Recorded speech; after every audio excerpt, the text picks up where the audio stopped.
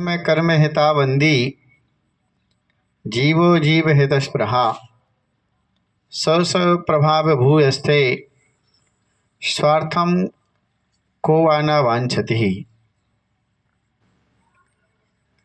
आचार्य भगवान ने सूत्र दिया है, संसार में जो भी जीव है, व्यक्ति है, वह सब स्वार्थी है। ये तो शब्द सुना होगा है, स्वार्थम को वा न वांछति।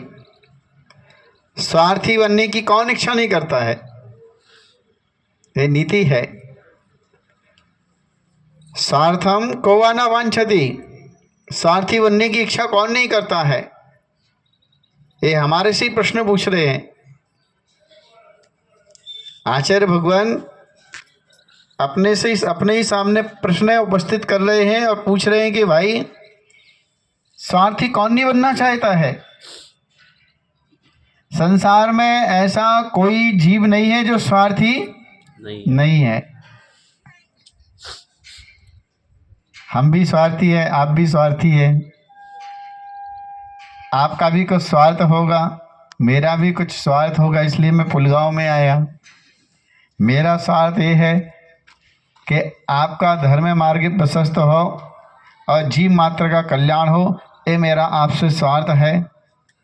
और आपका स्वार्थ हमारे यहाँ का पंचकणक हो जाए, महाराज जी आ जाएंगे तो कार्यक्रम अच्छे से हो जाएगा, समाज में एकता आ जाएगी, समाज एक छत्र के नीचे आकर के बैठेंगे, आएंगे, लोगों के अंदर वह प्रभाव होता है, निश्चित है।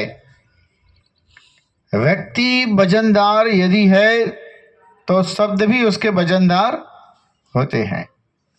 बात वही रहती है, पर एक बात दिल को छू जाती है और एक की बात दिल को चुभ जाती है। बात वही होती है। यदि गुरु ने आदेश दिया तो हम अपना अभिमान समझते हैं कि मेरे लिए यदि कार्य करने का आदेश यदि गुरु का मिला है, ये हमारा सौभाग्य है।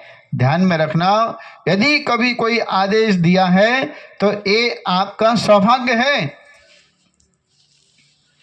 किसी गुरु ने यदि हमारे लिए कार्य करने का आदेश दिया है तो वह आदेश नहीं है, वह हमारा सौभाग्य है। वही बात यदि हमारा पड़ोसी कहता है तो हमारे लिए चुभ जाती है, मन को अच्छी नहीं लगती है। बात तो वही है। यदि गुरु ने कहा कि आपको अभिषेक करना है तो हमारे लिए अच्छा लगता है, ठीक है। यदि आदेश मिल रहा है तो कर ही लेते हैं। और यदि कोई सामान्य व्यक्ति पड़ोसी कहेगा तो वही जवाब कहेगा, भैया तेरा तू देख है, ज्ञान बांटने के ज़्यादा कोशिश मत कर, तू अपना देख, तेरे लिए करना है तू कर। अंतर हुआ करता है। संयमी के जो वचन होते हैं वह प्रवचन बन जाते हैं और असंयमी के जो वचन होते हैं वो प्रपंच का काम कर देते हैं। झगड़ा कलह वहाँ पर हो जाता है, वहाँ पर कसाय बंधने लगती है, वहाँ पर बैर का जन्म हो जाता है, आपस में जो राग देश भरा हुआ है वह प्रकट हो जाता है। पर जब साधु के वचन सुनते हैं, माँ जिनवाणी के वचन सुनते हैं तो वह सुनकर के हमारे लिए आनंद आता है और हमारे लिए हमारे मन को बहुत चैन, सुख चैन और समृद्धि हमारे मन को देते हैं और उनके वचन को सुनने के लिए हम लालायित रहते हैं। जो वचन प्रिय हो वही वचन प्रवचन है और जो वचन अप्रिय होते हैं वह वचन प्रपंच के काम करते हैं। स्वार्थ है सारी दुनिया में, हर व्यक्ति के पास में भरा हुआ है।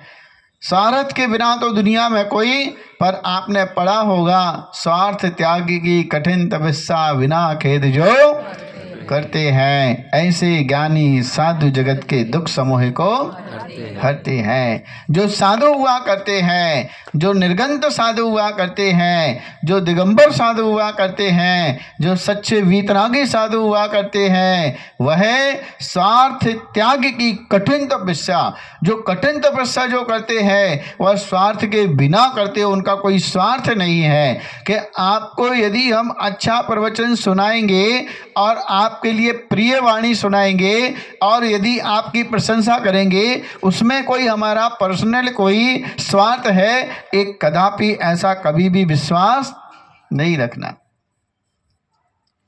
स्वार्थ त्याग की कठिन तपस्या और स्वार्थ को त्याग करना, ये भी हमारे जीवन की सबसे बड़ी कठिन तपस्या हुआ करती है। हर व्यक्ति एक दूसरे के स्वार्थ में सहारे से और एक दूसरे के सहयोग से वह अपेक्षाकृत जीवन जी रहा है। हर किसी की एक अपेक्षा है।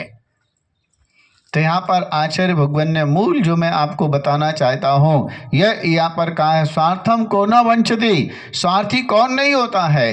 एक स्वार्थ जो है एक परमार्थ का स्वार्थ है और एक स्वार्थ जो है वह परिभ्रमण का स्वार्थ है। परमार्थ का जो स्वार्थ हुआ करता है वह धार्मिक हुआ करता है, धार्मिकता से है। किसी के भाव कैसे हैं और किसी के भाव कैसे हैं, सब भावों का अपना अपना एक खेल और अपना अपना एक करिश्मा और एक अपना अपना योगदान है। सब भावों के ऊपर हमारी परिणति चलती है। हम किसी से कौन सी अपेक्षा रखते हैं? मैं आपके बीच में आया हूँ, मेरा भी स्वार्थ है पर परमार्थ मेरा स्वार्थ है। सिद्धानाम परमात्मानाम, परमात्मा पर हमारे लिए सिद्धांत रखना चाहिए। परमार्थ है, परमार्थ मीनिंग परम, परमार्थ मतलब परम अर्थ है। परम मतलब